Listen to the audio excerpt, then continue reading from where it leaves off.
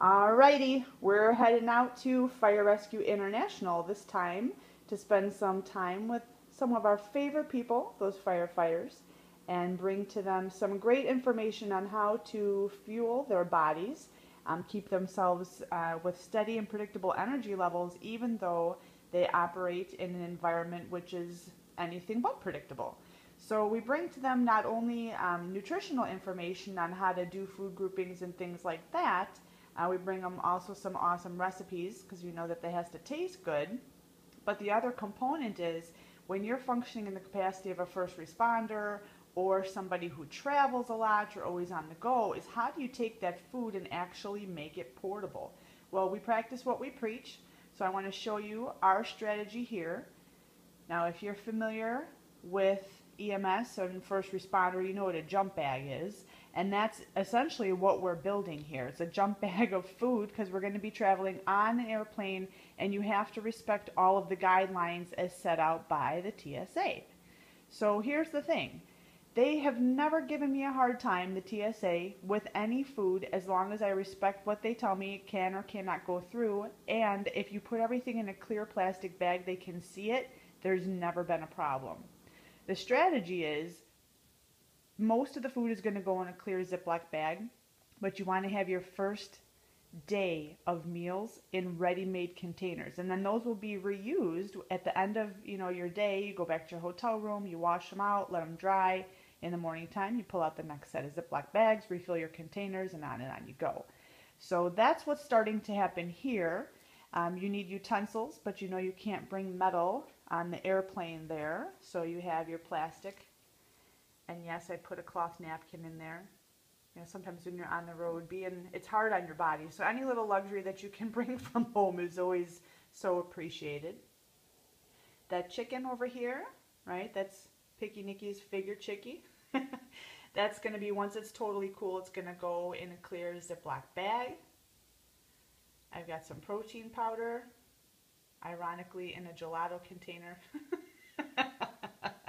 And this is all about eating, with intention to fuel your energy. And coming from the muscular development arena, most of our focus is actually on protecting gains. So making sure that we have reliable protein sources, that are travel ready.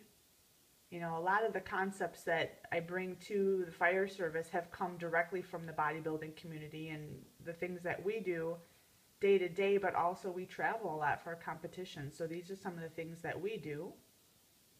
You see the oatmeal underneath there. Those are already portioned. And what I'll do then when you get to the hotel in the morning time, you just dump some hot coffee on top of that. You put it in a mug, dump some hot coffee on there, and it cooks itself in a couple minutes. It's regular rolled oats, not the instant stuff. Now the vegetables are always kind of tricky. When you cook them ahead of time, they have a tendency to get nasty and mealy after a couple of days. So once you cook them, you want to let them dry, cool and dry to the best that you can. And then when you put them in the Ziploc bag, you're going to see they're going to continue to sweat. So tonight they're going to go in the refrigerator and we'll keep them open to air, and then that way some of that humidity will evaporate off and then they'll stay nice for the duration of the trip. We've got a bag of greens over there. We've got some pears, just keep them in the bag from the grocery store. And then over here, sorry for the shaky camera, our mega pancakes, the all famous recipe, right? So these are our egg whites, these are oatmeal, rolled oats, and I made these with peaches. And then these will, once they're cool, again, they're going to get packed up in a Ziploc bag, but actually separated with wax paper, and there'll be no problem. Now the one thing that I will recommend for people who travel, yeah, I have to put business cards. Every good entrepreneur always has a card on them, right? For when you're traveling, is making sure that you cook extra so that when you come back, you'll have food ready for you. So what we do is we pack up our meals. I put a plastic wrap on the top there.